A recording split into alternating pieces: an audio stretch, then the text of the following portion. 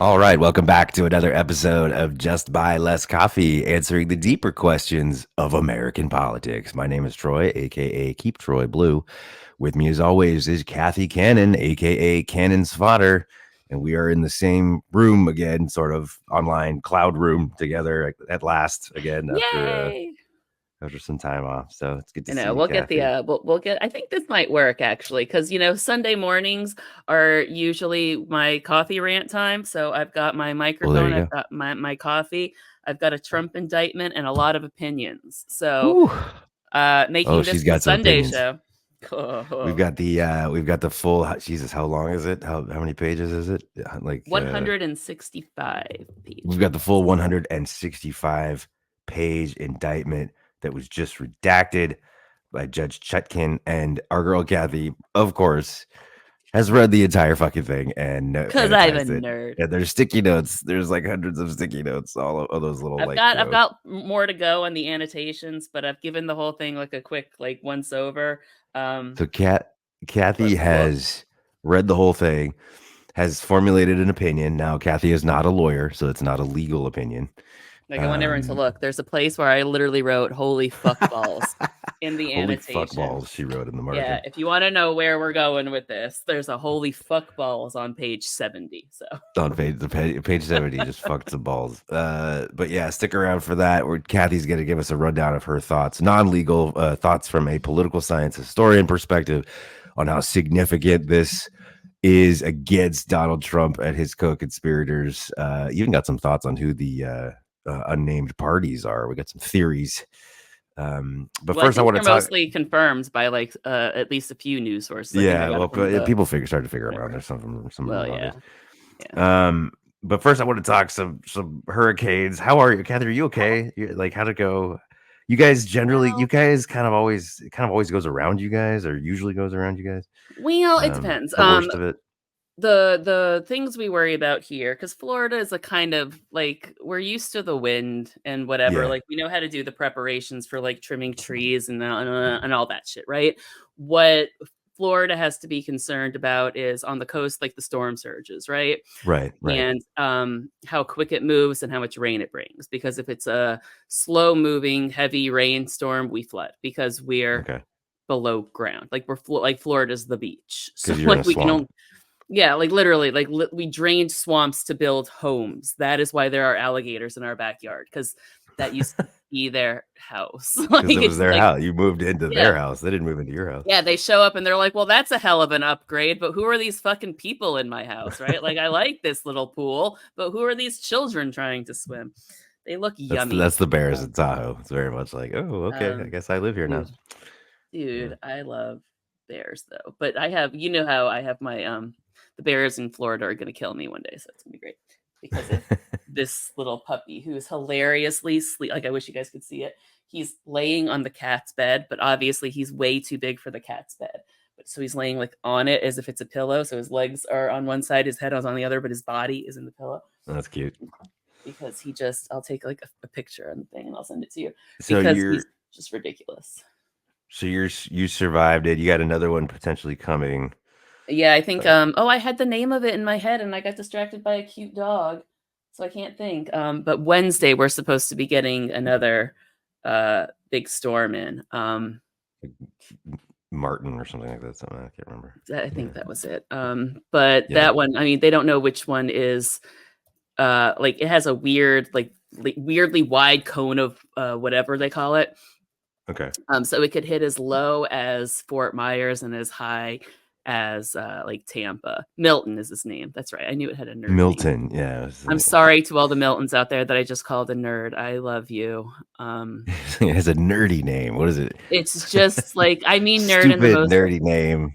no, I mean it in like an affectionate way. Like if I met a Milton, I'd be like, I bet you're not terrifying. Like I The don't only know. Milton I've ever heard of was Milton Friedman. So right there, I'm like, You know yeah. what? There you go. That's probably why I reacted that way. Uh, so Sorry. this one, Helene, has sparked a lot of. First of all, it's the worst hurricane since Katrina in terms of like death toll. And they're It not even sparked done counting yet. yeah, they're not even done counting. It sparked a lot of outrage.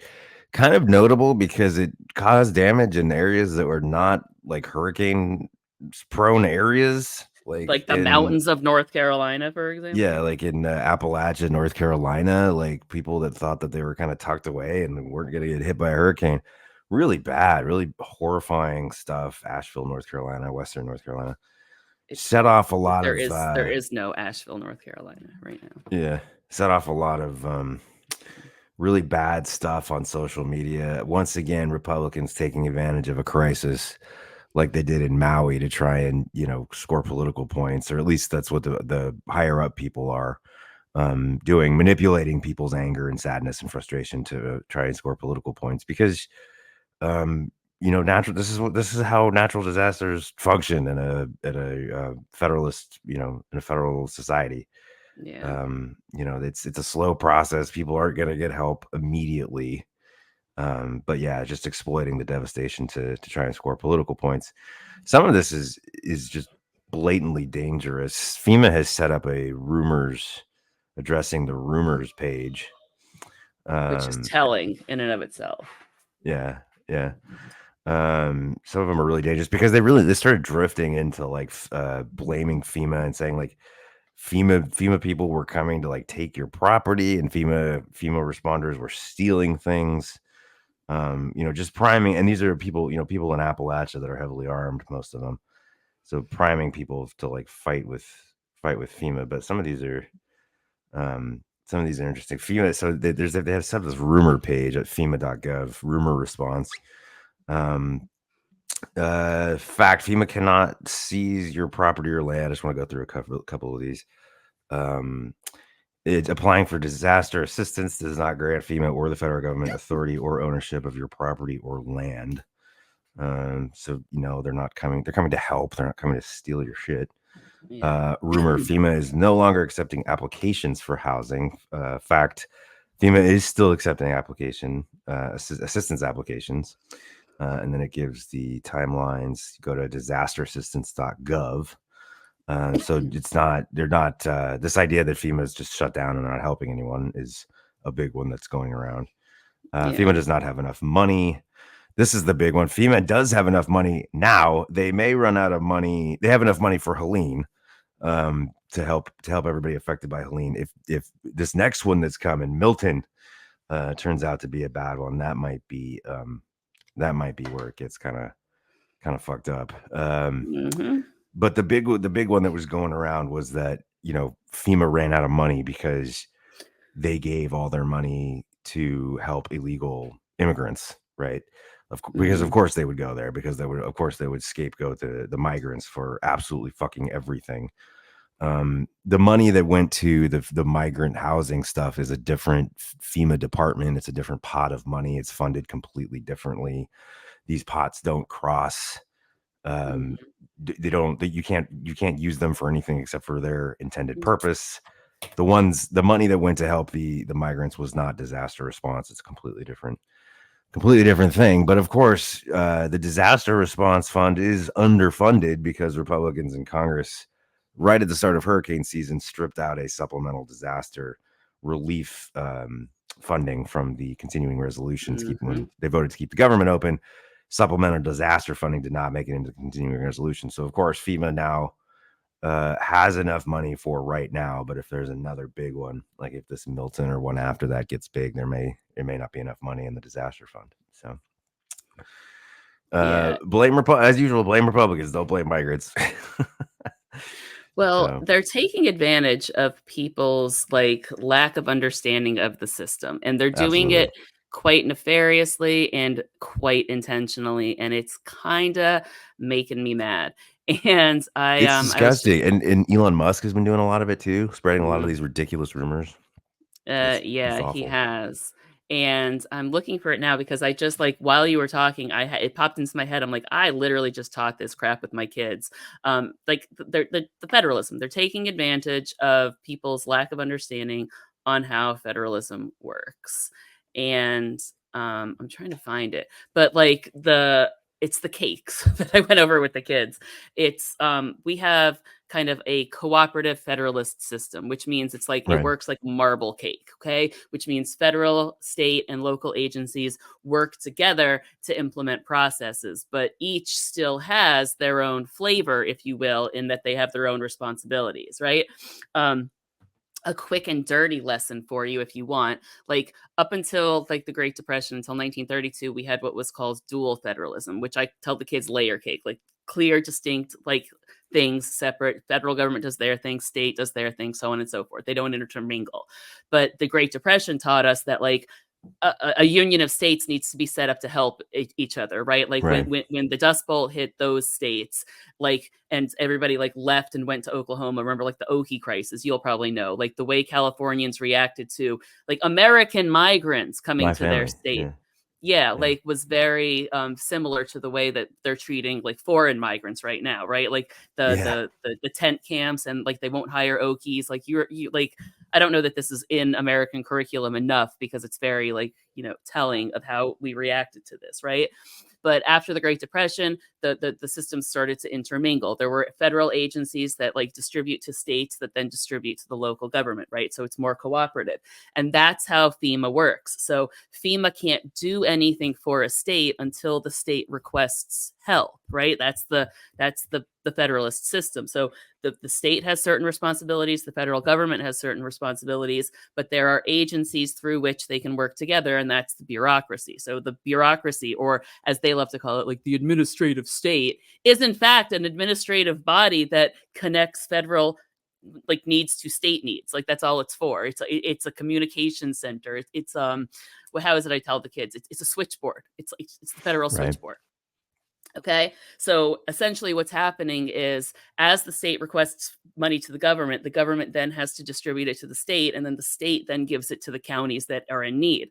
The issue comes right there between state and county because the state has to figure out how to navigate destructed like roads like that they can't access. And part of the issue here is like, if you've ever driven through the mountains are not easy to drive through. Like you have to be careful. Like the roads aren't always like, they're not straight up highway roads that can get you there. A lot of the times it's 2 lanes and twisty turny. And anyone who's driven in North Carolina knows that every road is fucking twisty turny. They love their twisty turny roads.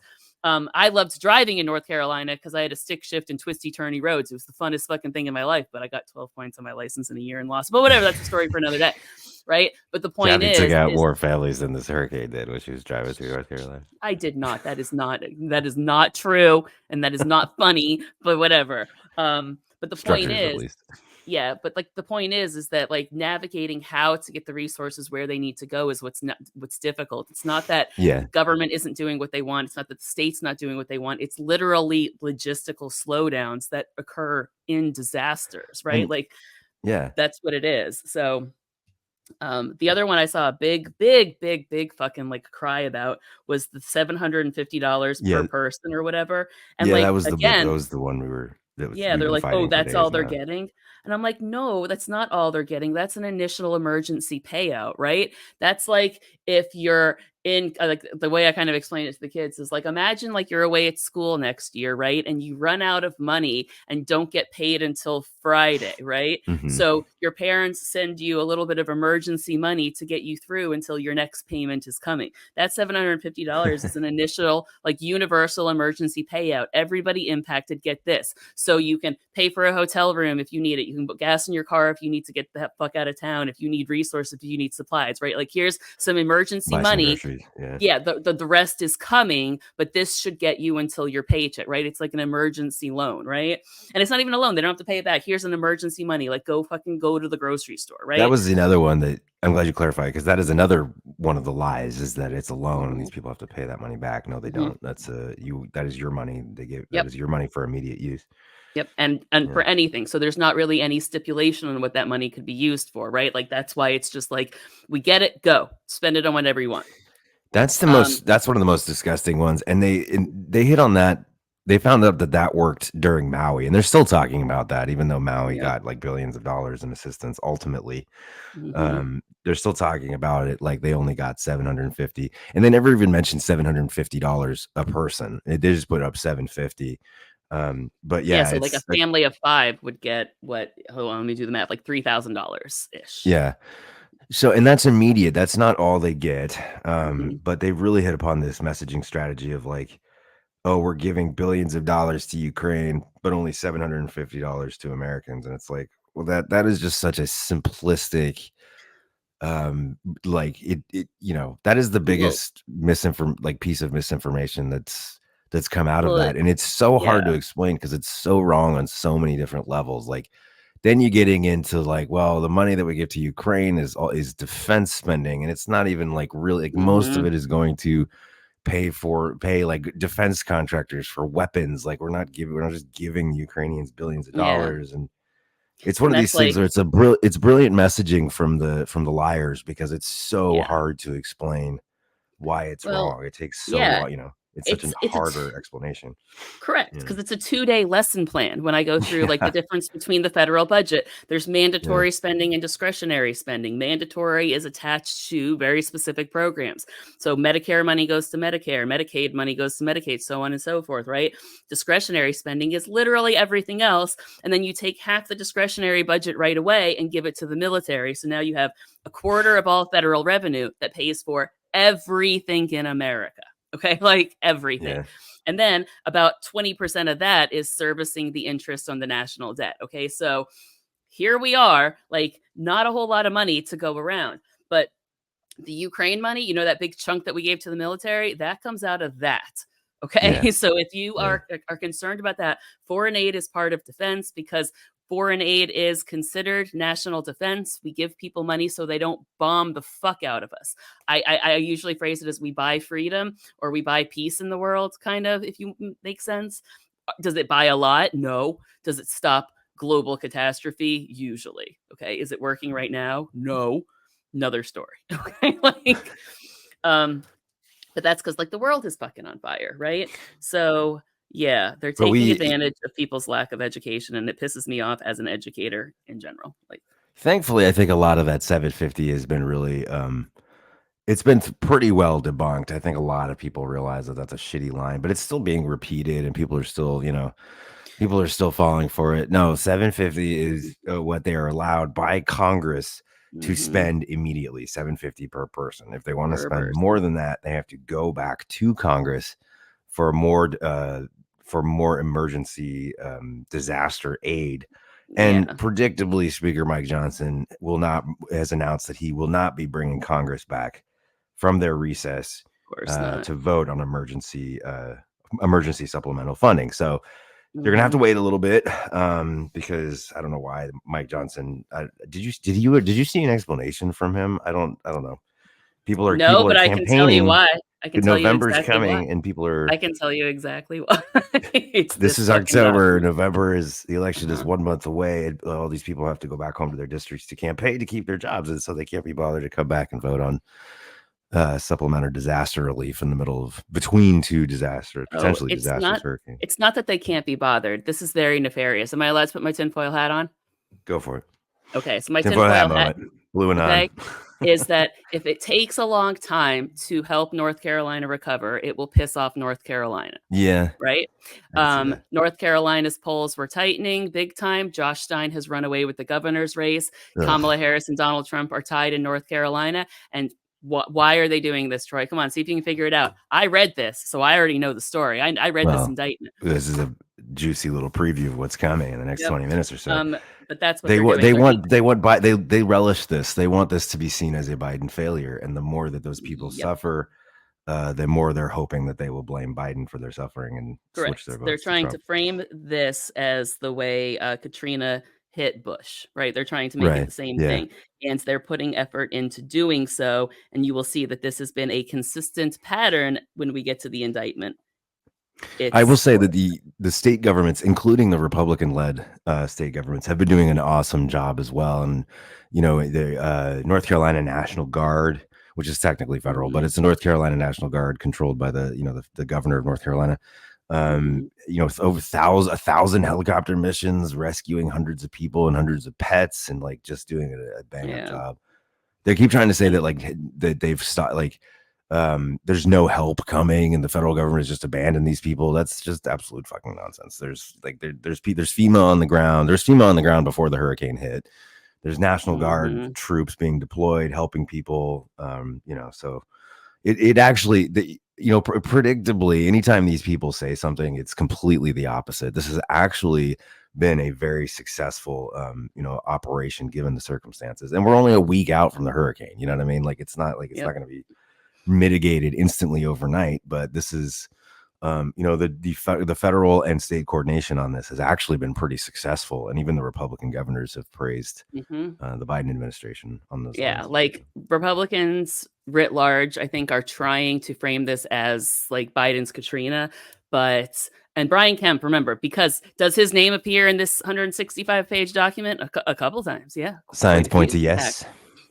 Signs point to yes. So that's why I think he is making a point to speak out in how cooperative the government has been and how easy it's been to kind of work with the Biden administration on this. So like, here's my parallel to everybody out in the world. Republicans want you to think this is Katrina, but this is Sandy. Okay.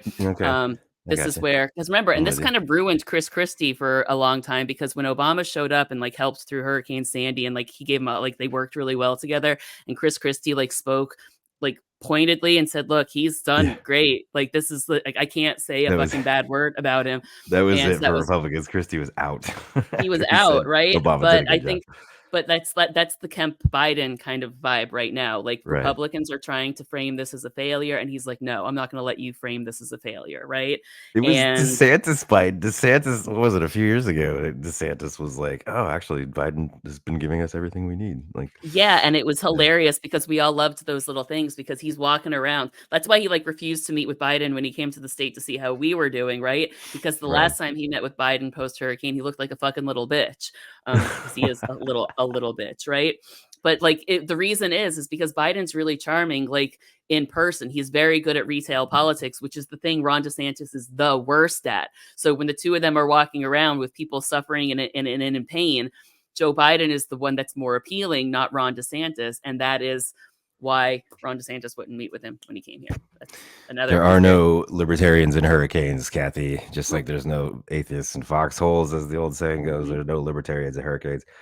These are the people that most of the year will tell you to just go fuck yourself. Like student loan relief, fuck you. COVID relief, fuck you. Welfare, TANFs, food stamps. I don't want my tax money going to help anybody. And then, as soon as a hurricane hits, it's like, I feel like I hope where's like my money from the feds? I do. Here's my thing that I will say, and I'm saying this as a Catholic person, so I'm going to qualify that. So anyone who doesn't believe this, don't hate me. But like, I hope when you die, like the Catholics have the whole Peter at pearly gates thing. I think all Christians have it. I don't really know, right? My dream, in some way, yeah, is that for upon the day of their judgment, when they arrive at the gates, I want Peter sitting there with a clipboard like this thick, and be like, hello, Mr. Falwell, right? Can you explain this particular tweet, right? All these people who say these horrible fucking things. I hope, I hope Peter hits the buzzer and says, Jesus, I need you out here, right? And I want him to walk out like the principal, like, oh, I've been waiting. First of all, he's a black man. He walking out. He's a black woman. I can't. I want that moment to be like, I want these people to realize just. I can't, like, all of history, right? Like the atrocious things that have been done in the name of God. If somebody tells you they're doing something in the name of God, run the fuck away, because so rarely is that a good thing. Anyway, that's me. Before we move on, I just want to highlight some of Donald Trump. Donald Trump is the only president in history, one, to have ever denied federal disaster aid. He briefly denied disaster aid to California during the 2018 wildfire season. Didn't he tell you guys to rake your leaves better? Rake the forest, yeah. Yeah. That this resulted was like before we knew each other, Troy. That was a long time ago. It was like a fucking million years ago. I know. I lived at Lake Tahoe. I lived at Lake Tahoe in 2018. I was in the middle of that wildfire season. For I don't know, for a few weeks. It didn't last very long, but he denied federal aid for a couple weeks. Apparently, a story came out that he was a couple aides told on him in a report to Politico that came out this week that that was a political decision. We've long assumed that it was, but never confirmed it. But two aides confirmed that Trump initially hesitated because California is a blue state, and he didn't want to. He had a habit of weaponizing disaster aid, and he didn't want to help a blue state. They literally had to sit him down and show him. One of his aides, Mark Harvey, had to sit him down and show him that he had more voters. There were more Trump voters in Orange County, California alone than the entire state of Iowa. And that is what got him to jump on board with helping California. As soon as they showed him how many Republicans and Trump voters actually live in California, and it's more than most states. It's just there's just a lot more Democrats. Yeah. That was when he sprang into action, and he approved, eventually approved aid for California, and even he and Newsom had some buddy on that trip. Anytime these presidents and these governors get together on disaster stuff, they're always buddy. Well, I think Newsom said something about it as though there was very much the vibe of you have to kiss the ring if you want help, right? Yeah, he did say that. Yeah. During COVID, if you remember, Jared Kushner took to the briefing room, right? And he actually used the phrase, and I'm paraphrasing because I don't remember the exact line, but that's our money to distribute, right? We decide who gets that. And there was very much the implication and understanding as to what he meant by that. Right. Was that we decide who we give that to, and we give that to who we deem deserving of that. His administration is the only one that's ever done that, at least in the, at least since disaster FEMA aid has existed. Yeah. To no other administration, Republican or Democrat, has done that. And apparently, according to this Politico report, on at least 3 occasions, he held back aid from blue states or gave special treatment to red states. So absolutely weaponizing and politicizing disaster aid under the Trump administration. The other one he was the only one that ever actually took money, the only president that actually did take money away from FEMA, exactly what they're accusing Joe Biden of doing. He diverted $150 million from the FEMA disaster fund ahead of Hurricane Dorian, to beef up funding at the border. So he did exactly. They're accusing Biden of stripping money from FEMA to help migrants. That is not true. Biden didn't do that. He didn't take money out of the disaster fund. But Trump did. Trump took money out of the disaster fund. Every accusation is a confession, Troy, and you know this, right? And to the point you made, right, about him not giving money to California, favoring red states. I say this as a Floridian because I benefited from Trump's fuckery, right? Because while he was withholding aid, yeah, exactly. Because while he was withholding wildfire relief to California, he was prioritizing and fast tracking hurricane relief to Florida, right? One, to make Ron DeSantis look good because that was back when he was heir apparent, right? And 2, because he fucking lives here and wanted to be able to get his own grift off. Oh, my property was damaged, I need all the money. The amount of money that man has stolen from governments, that's a whole other fucking episode though. Don't let me ever forget that, because we'll come back to it. The the lies are just too much. There's just a fire hose. It's too much to keep up with. It's crazy. Anyway, go to FEMA.gov /rumors, or just search for FEMA rumors page.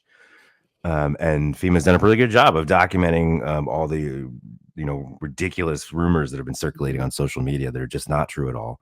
It's fucking wild. They're not out of money. People are getting more than $750. FEMA is not coming to take your property. Help is being delivered. It's all bullshit. All of it. It's just that's the day and age we need. Our tax dollars are needed to debunk nonsense from a fucking criminal who's doing criminal things to continue doing criminal things. And, this is supposed to be the party of first responders and cops and, all that stuff. And I haven't seen any of these people sharing information about what's actually going on in terms of the rescue operations. They are showing a lot of AI generated images of Donald Trump, wading through the water, and all these fake images of Trump helping kids out of the river and shit or whatever, the flooded streets. So it's a cult. They would rather instead of actually spreading information about the rescue, even though first responders are their people, this is their first responders are generally going to vote Republican. Even the firefighters union didn't endorse Kamala Harris. But rather than backing their people and coming together on these rescue operations, they're giving Trump credit for saving these people. Trump hasn't done a goddamn thing. But I these know, people and would rather give Trump credit than the first responders. I know, and like to me, that's so fucking insulting to do that because like Oh yeah. showing Trump wading through like what he would never do that, right? He would never put himself in that kind of position, and it's one giving him credit for something he would never do, while two diminishing what people are actually doing by like stealing their valor, if you will. Like he's taking the credit for the people doing the thing and not giving like he's taking it from them. He's not giving them a shout out. He's not like telling everybody like this is the person who did this. Look at these people risking their lives. He's stealing it from them. He like I hate him so much. I'm sorry. I get very upset about this. Well, speaking of Trump, now that we've got Kathy's blood up, let's head into this. Thanks for that. Let's get into this indictment. So again, Kathy has read the entire, what is it, 161? 165 page. 165 page and released indictment from Judge Chutkin.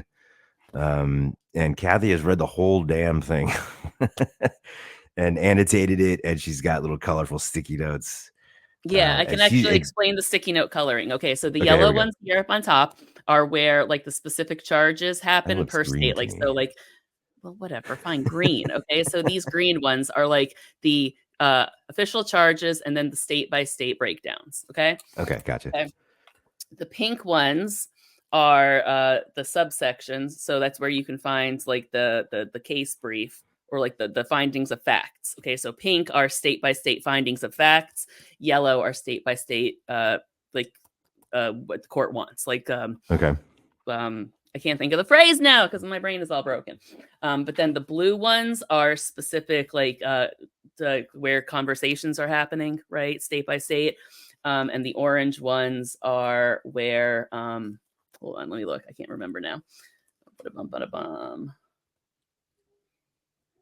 Oh yeah, our official meetings. So like transcripts of meetings. So pink are the phone calls or text messages and things like that, and orange are like contemporaneous things of that, like internal like communications between legal counsels and things like that. Kathy's thesis is that this is the worst thing ever. Is essentially Kathy's thesis on this. But take us through. Okay, so what'd you find, Kathy? So what?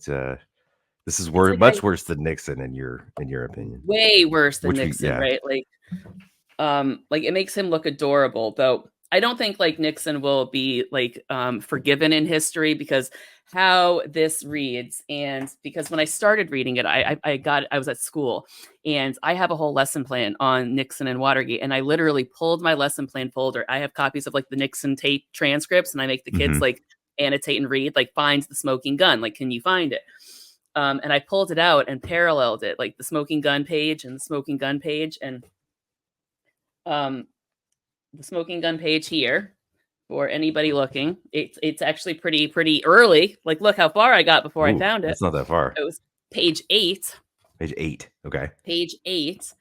And I'll just read this little like I guess paragraph, and yeah, about a paragraph. From it goes on to page 9, but it starts, quote, in the immediate post-election period, while the defendant claimed fraud without proof, his private operatives sought to create chaos rather than seek clarity at polling places where states were continuing to tabulate votes. For example, on November 4th, Person 5, a campaign employee, agent, and co-conspirator of the defendant, tried to sow confusion when the ongoing count at the TCF Center in Detroit, Michigan, looked unfavorable for the defendant. Then or there, when a colleague at the TCF Center told Person 5, quote, we think a batch of votes heavily in Biden's favor is right, Person 5 responded, quote, find a reason it isn't. Give me options to file litigation. And even, and even if this is spelled wrong. So we don't really know what it says because there's like a spelling error, right?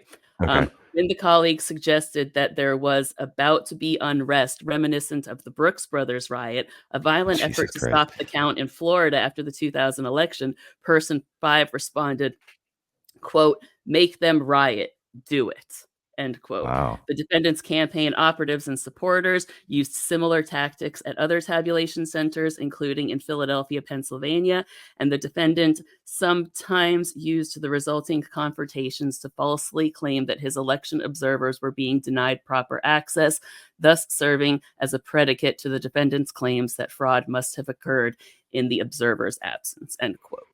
Wow. Okay. That's bad.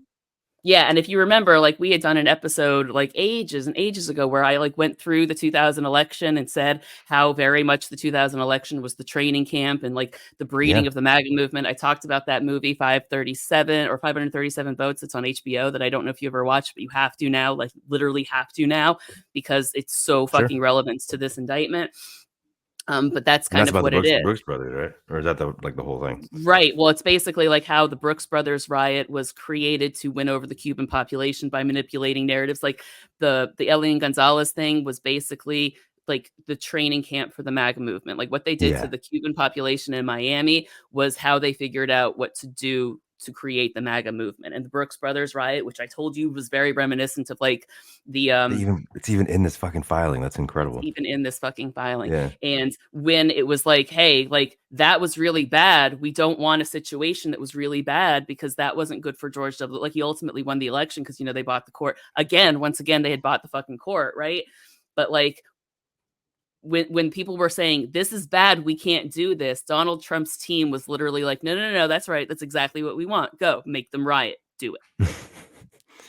So who's person 5 again? Is that Giuliani? They, I forget. no, they I forget either who each haven't one figured is. that out. Okay. They either haven't figured that out or are not releasing it. In Okay, part so we don't because, know who person 5 is. well, I don't. Somebody probably does, but I don't. It doesn't sound Because like Trump. It kind of sounded like Giuliani to me, or like no, because Roger Giuliani is Stone. cited in here already, right? So I have a lot of Okay. them written down, right? So they have it broken up basically between co-conspirators and people involved, right? So Okay. CC1 is Rudy Giuliani, that's co-conspirator. So the Co-conspirator. co-conspirator, Okay. yeah, the co-conspirators named, there are 6 of them, but we only have 5 because co-conspirator 4 is still like, I haven't figured out or found it or found somebody who has found it yet. But co-conspirator 1 is Rudy Giuliani, co-conspirator 2, John Eastman, 3, Sidney Powell, 5, Kenneth Chesborough, and 6, Boris Epstein. Okay. So those are the big names. Got it. But then Yeah. Okay. people I remember involved, that. the people involved, there's like 30. Okay. But big ones are like Steve Bannon, Bill Stepien, Jason Miller, Mark Short, Jenna Ellis, Jared Kushner, Ivanka Trump, Doug Ducey, Brian Kemp. So like, because they have the conversations where he's like calling Yeah. the secretaries of state and calling the attorney general, like it's all in here, every bit of it. Like even what's her name? Shane Moss and Ruby Freeman are named in here as part of the campaign to like, you know, sow discontent and Jack create. Smith, boy, my boy. Like, Boy, pulling it out of him. he's got Mark Meadows Mark Meadows, who was the chief of staff at the time. He's got Rusty Bowers. He's got the legal counsel for the lawyers. So like he had lawyers, but his lawyers had lawyers, and he has in here the lawyers interview. Like, Wow. Okay. when I say everything is in here, right? So I'll pull some more like big scary ones that I noticed. This is insane. So again, you're not reading this from a legal perspective, but just from a It's just sort a of a political, historian perspective. just a political perspective, right? But I want to bring up back to Mike Johnson refusing to open the government, back to the government shutdown that almost happened. And if you remember, there was an amendment on that continuing resolution for, I can't remember what it was called, but I figured you would, where it's like the non-citizen voting thing that they wanted to do, right? Yeah. The SAVE Act. Yeah. The SAVE Act, that's what it was. I was like, why did I Yeah. have SAFE Act in my head? I just couldn't. And I Googled that and it came up some mortgage thing. I'm like, why do I feel stupid right now? I one letter off and I couldn't find it, right?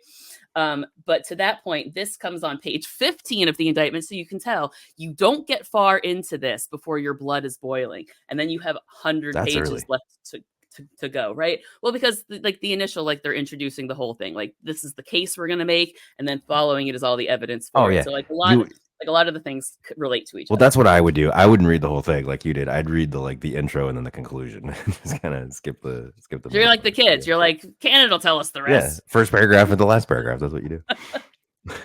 That's what the kids do too. You're shitheads. But to the government shutdown, right? Because of that, there also, I would like to point out, there are ballot measures in several states, primarily red or swing states, right, to put a similar kind of Save Act thing on the ballot to make sure non-citizens can't vote. Those states being Idaho, Iowa, Kentucky, Missouri, North and South Carolina, Oklahoma, and Wisconsin. So North Carolina and Wisconsin are important there, and actually increasingly Iowa if you're watching the polls. Like Iowa's getting funny there, right?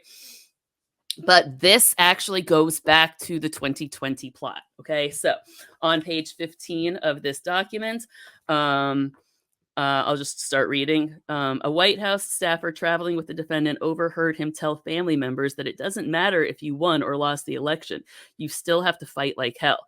The defendant and his co-conspirators also demonstrated their deliberate disregard for the truth and thus their knowledge of falsity when they repeatedly changed the numbers in their baseless fraud allegations from day to day. At trial, the government will introduce several instances of this pattern in which the defendant and conspirators' lies were proved by the fact that they made up figures while from whole cloth. One example concerns the defendant and conspirators' claims about non-citizens voting in Arizona. 5 days later, it was beyond credulity. I can't say this word. Credulity. Yes, there you go. Thank you. There's some words that like the British accent and the American brain just never fuse together. It's just it's fine. Aluminium. Shut up. That a few 100,000 didn't vote. 3 weeks later, the bare minimum was 40 or 50. The reality was about 250,000. Days after that, the assertion was 32,000, and ultimately the conspirators landed back where they started at 36,000, a false figure that was never verified or corroborated. Okay, so damn. Back then, they were basically like, all of these people aren't voting. There's this many, just making up numbers on the fly, right? And when it didn't work here, they have now, if you're noticing years later, moved it to state level ballot referendums to sow discontent and make people like convinced that the voting systems aren't working. And now, a month prior to the 2024 election, threatened a government shutdown unless they could get a rider with this same bullshit, muddying the waters for people's understanding and faith in American elections. Like I said, on page 15, like it gets so much worse. This is if they've been doing so. I mean, this has been the plan for years now, and they're still trying to they're still trying to get it done. Now they're trying to get it done in preparation for 24. They're just trying to set up for the same fucking type of coup. Reading this will make anything you've read or seen about Project 2025 all the more scary, because where they failed here is what Project 2025 is designed to remedy for them. Yeah. As well as some of the rulings from the Supreme Court with limiting like federal like bureaucratic like powers and stuff. So, and I haven't even gotten to the fake slates of electors. So everything I've given you is before they tried to, like, when they were just trying to muddy the waters for the count, when the count was done, when it was over, when like December had passed and all of the state legislatures had verified their votes, they still weren't done. Okay, so this will bring us to the very next page, because it's just the continuing next part. This is part C of the like findings of whatever it's called, right?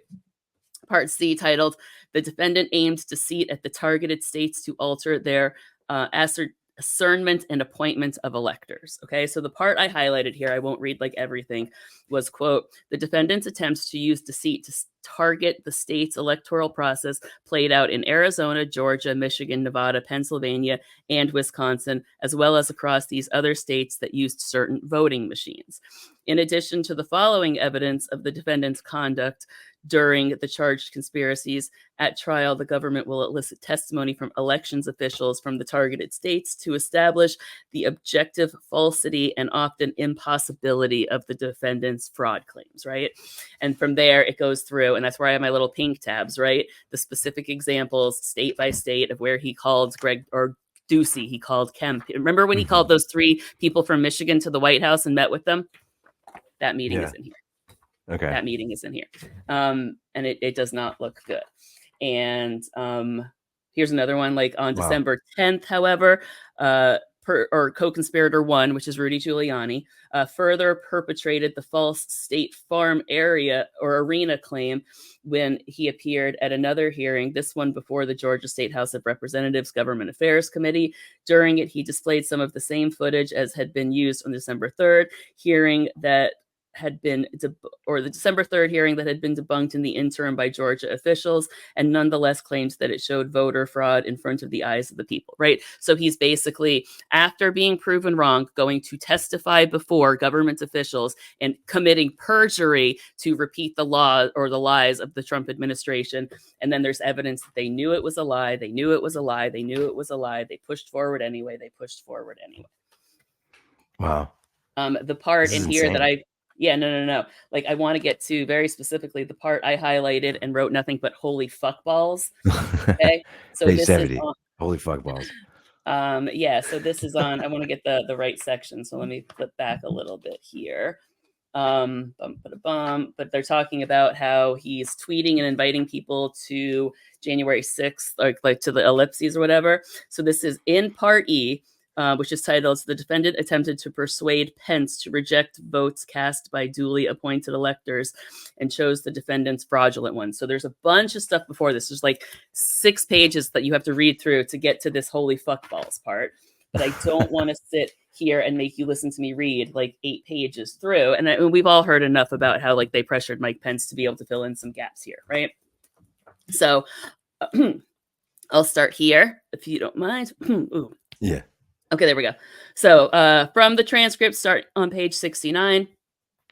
Immediately following the federal court's rejection of the legal basis for the conspirators' plan, co-conspirator 2, who is John Eastman, went to the meeting that the defendant had requested that Pence's staff, which is person 58, which I haven't found. I haven't gotten to this page updating the annotations yet.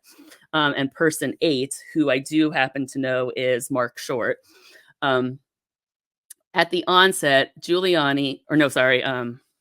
Eastman changed his tack and advocated that Pence simply reject the Biden electors outright. This was contrary to his primary recommendation the day before for Pence to send the slates to the state legislatures, but consistent with the preference the defendant had expressed, the defendant being Donald Trump. Eastman made additional concessions during this meeting. For example, Eastman agreed that the Supreme Court would unanimously reject his proposed action. Consistent historical practice since the founding was that the vice president never asserted authority to reject electors. No reasonable person would want the Constitution read that way because the office would never switch political parties.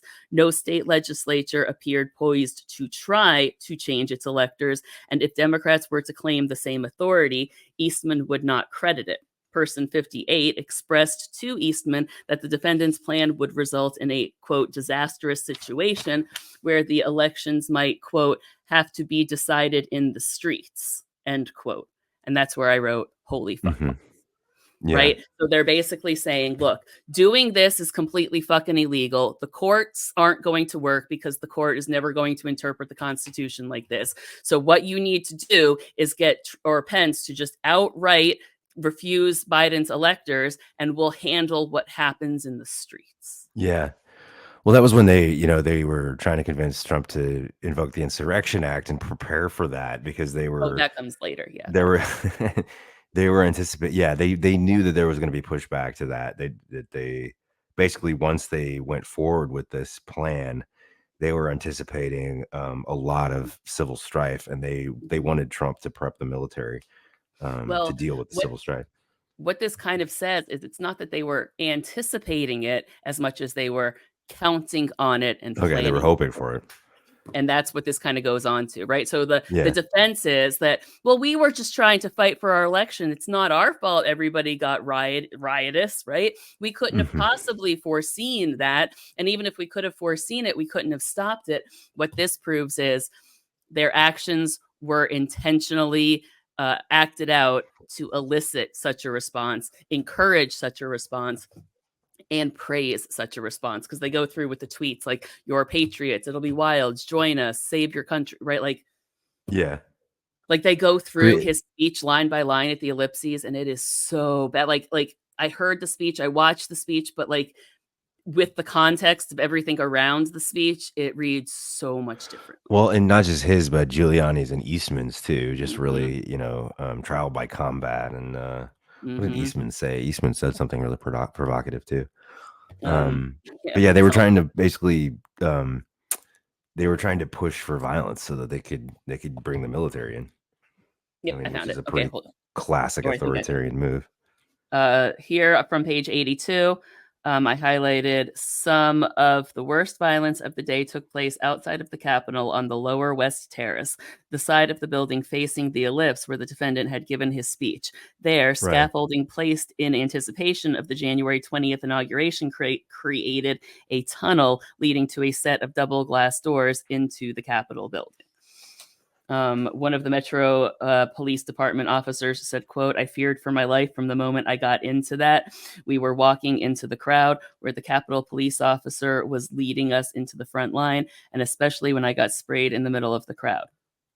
At that point, honestly, I thought this many times, you're getting pushed, kicked, people are throwing metal bats and you and all that's at you and all that stuff. I was like, yeah, this is fucking it. I'm going to die."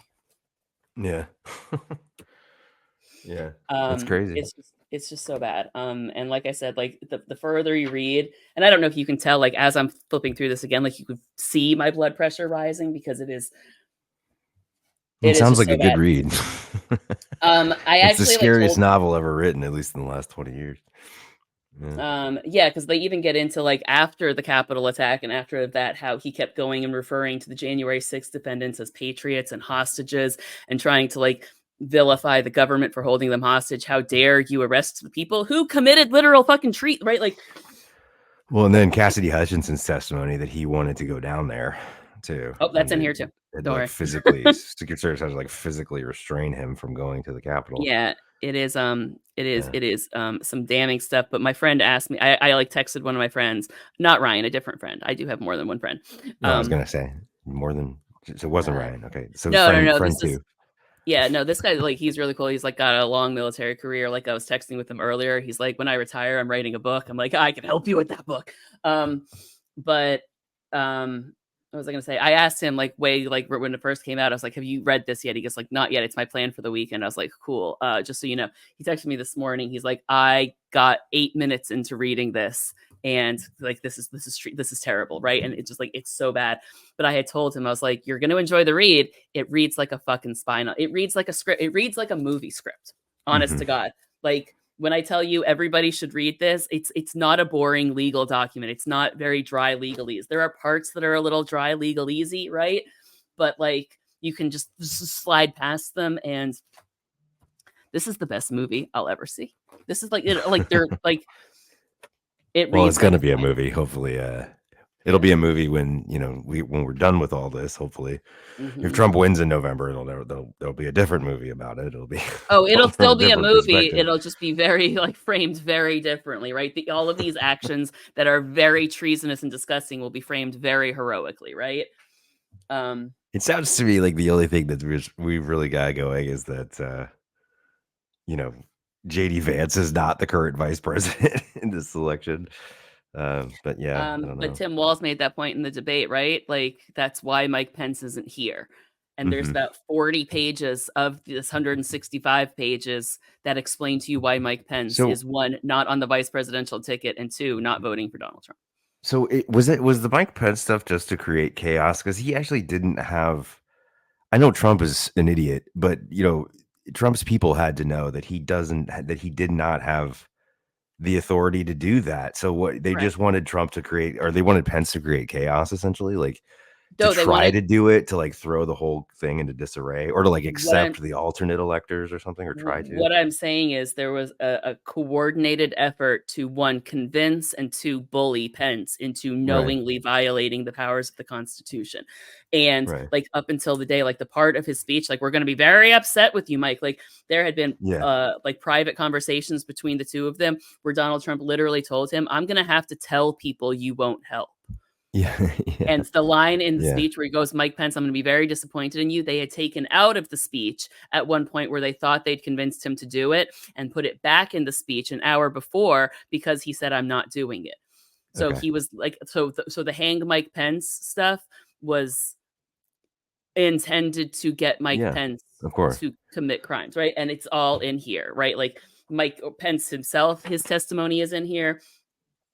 aides that had been there that day, Mike Pence's chief of staff, Trump lawyers who had quit. Here's another one. So this is on page 72. Followed by John Eastman. So Steve Bannon, followed by John Eastman, go to meet with Pence, and at around 10 p.m. that night, the defendant issued a public statement which read, quote, "The vice president and I are in total agreement that the vice president has the power to act." End quote. A statement that the defendant knew was a lie from Pence's repeated and firm rejections of his effort, but that gave false hope to the defendant's supporters arriving in the city at the defendant's request and maximized pressure on Pence. Then we go into part F. The defendant continued his intense pressure campaign against the vice president into the early morning hours of January 6th.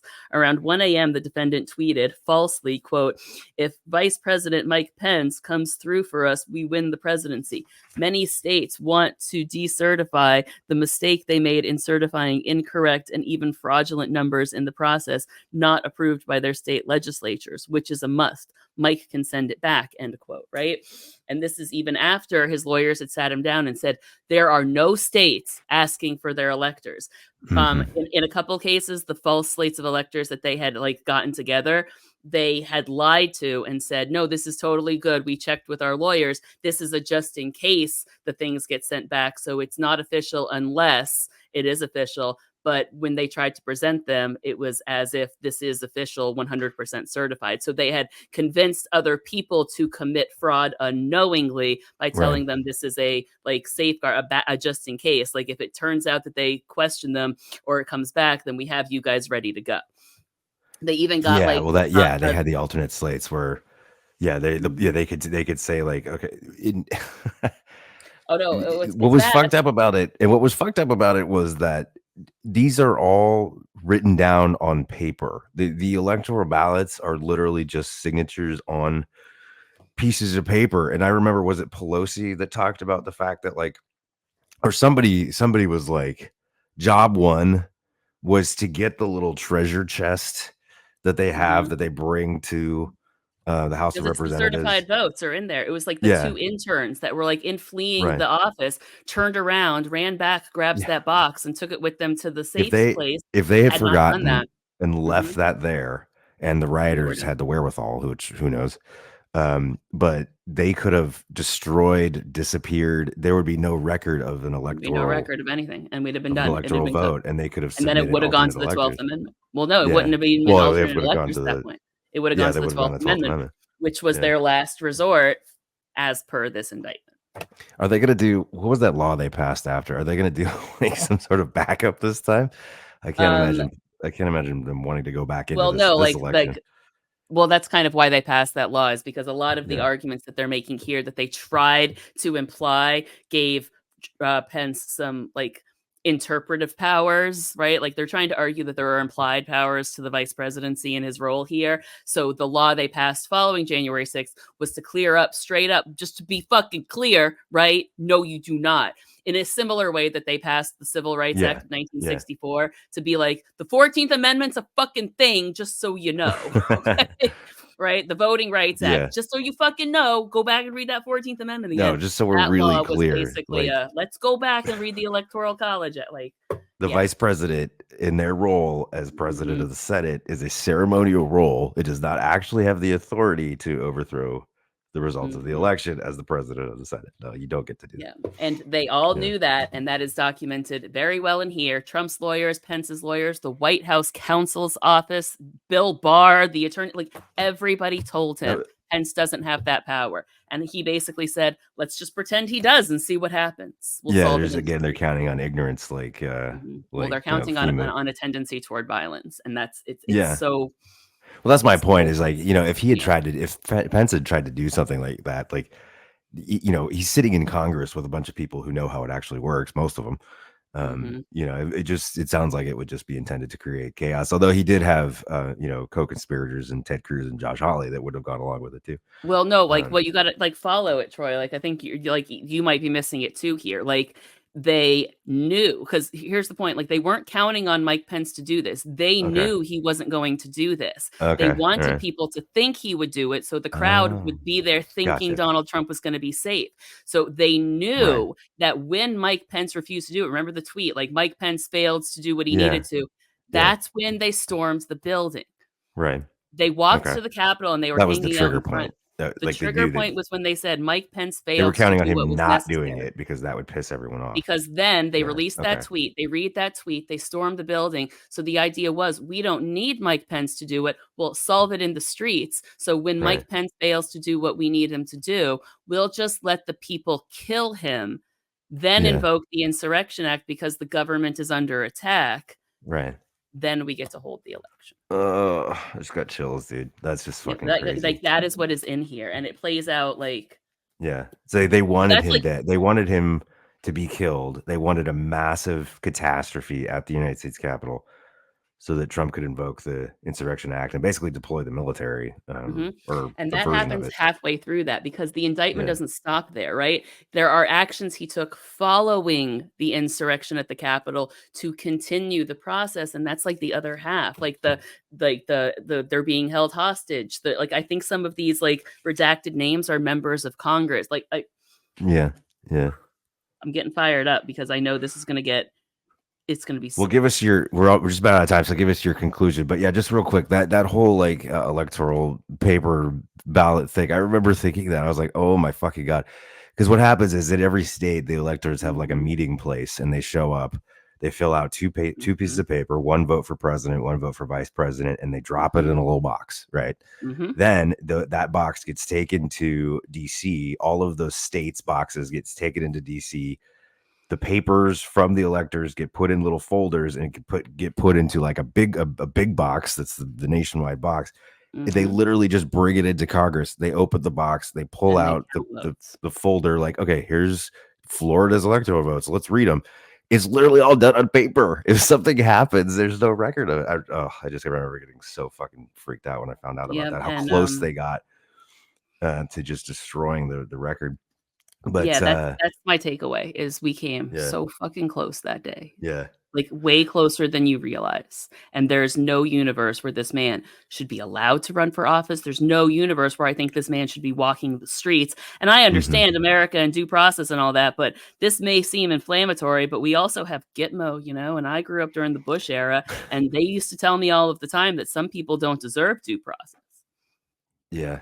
Well, I believe all people deserve due process. I want to be clear, but I also believe this motherfucker should never get anywhere near the White House again, because give me your historical assessment, like we were talking about in the pre-show, in terms like how does this compare with like what Nixon was doing? Because you talked about how you grew up with Nixon and Reagan and Bush and like examining all these scandals that they were involved in. How does the Trump stuff compare to like the intent behind Trump stuff compared to like the intent behind what Nixon was doing? and we talked about this a little on the pre-show, so Patreons will get like my raw reaction to this. But put simply, Nixon, for all of his faults, thought he was doing what was best for America. Right. Reagan is where doing what's best for America and doing what's best for the Republican Party began to conflate themselves to one another, right? George W. Bush is probably where that solidified itself. To be American is to be Republican. So anyone who remembers that time, if you spoke against the like, oh, you're not American, you're a terrorist sympathizer, right? And Donald Trump, kind of 80s style corporate hostile takeover, took over the Republican Party. So it is now, to be an American is to be a Republican. To be a Republican is to be a Trump supporter. And America is the same as Donald Trump now, right? So Yeah. Republicans went from thinking only they were Americans to now only Trump supporters are Americans. And that's a dangerous Rubicon to have crossed, politically speaking. But I think what you're seeing in response to that is, and I made this joke in the pre-show, right? Democrats are kind of standing their ground on patriotism right now. Like, you're not taking this from us. We're not putting up with this anymore. This blatant treason is not going to be equated with patriotism as long as I'm breathing. And that's what I think the battle is right now. MAGA Republicans are trying to claim that these actions are what are patriotic, and to save America means to overthrow America. And Democrats are basically standing on, we might not agree on everything, but the Republic comes first. So this election is basically, what is the most important thing here? The American Republic or Donald Trump's presidency? Because that is that, like, I read this whole fucking thing, and that is my takeaway. This election It's is, his do we want America or do we want Trump land? this is his I am the state moment. This is definitely his I am the And state. Like, that is exactly it. That is the perfect way of putting it. c'est moi. But and it's not Spent even like just that 1 month in Europe and look at him go. it's dude, it's yeah, it's bad. It's bad. I'm like smoking with my cappuccino in my little like cafe, and Is it yeah. has anyone That's over not true. there reacted to I don't this? smoke. No, although I do have, I don't know enough people here to really, I don't know of enough locals. We've gotten connected with like the expat community and the American community.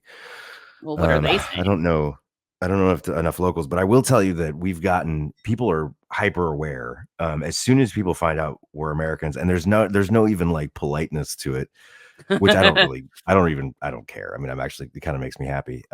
But there's no politeness to it. It's just immediately like, oh, you're an American. Oh, how's November looking? What's the election going to be? What's your prediction for the election? It's like instantaneous.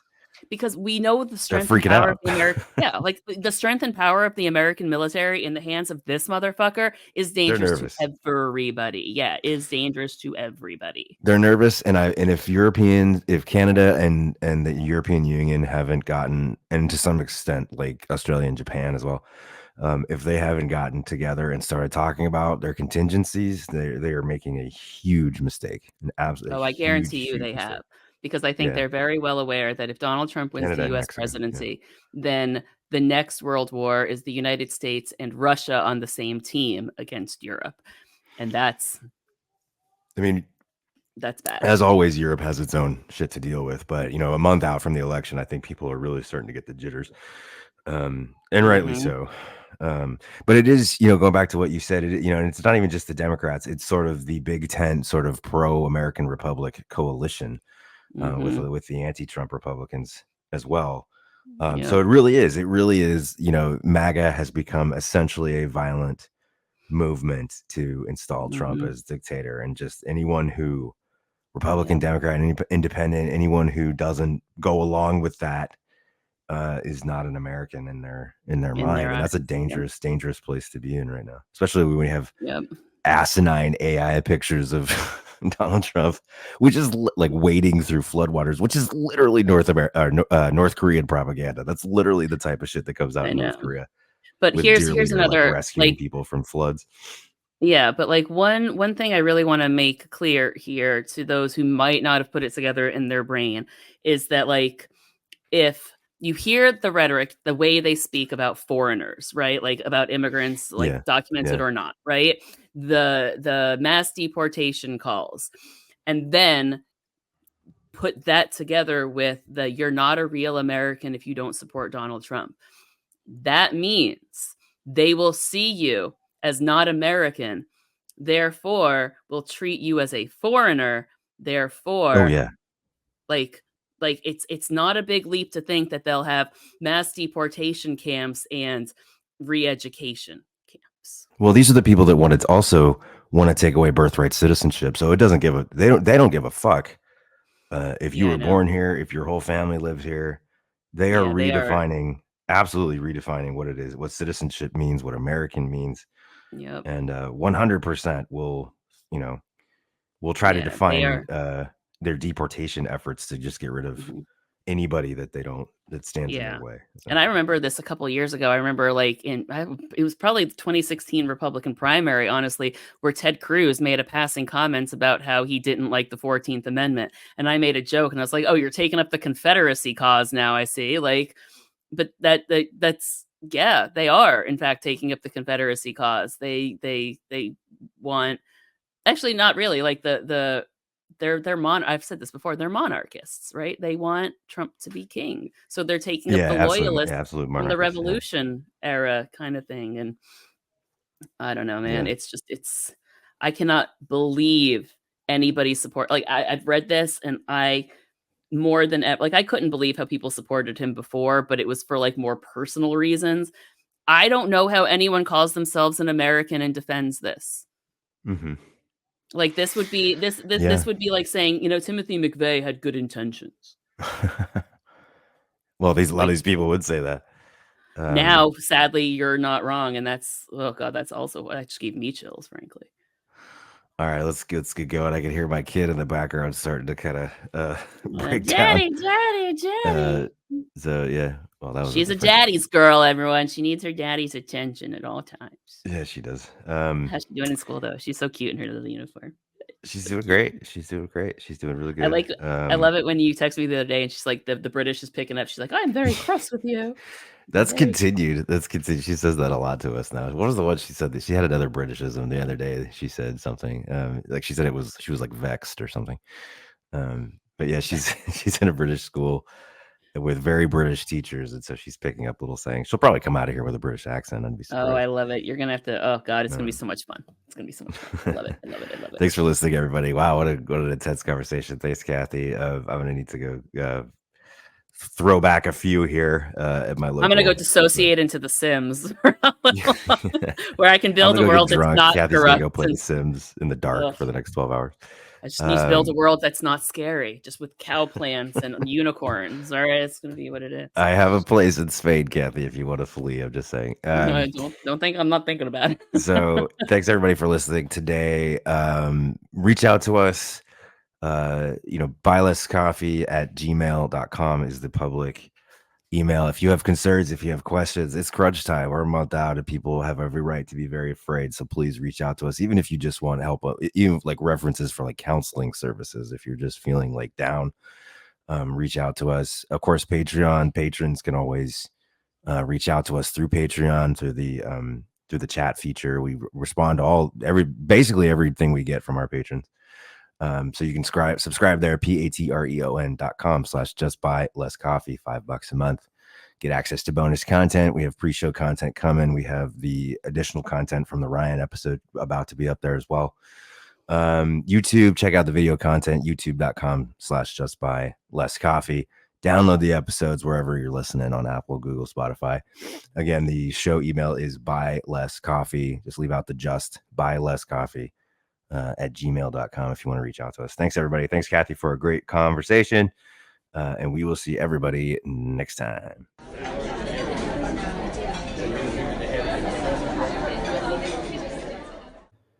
You've been listening to Just Buy Less Coffee, answering the deeper questions of American politics, featuring Troy Matthews at Keep Troy Blue and Cathy Cannon at Cannon's Fodder. Follow us on TikTok, Instagram, Threads, and X. All opinions are our own.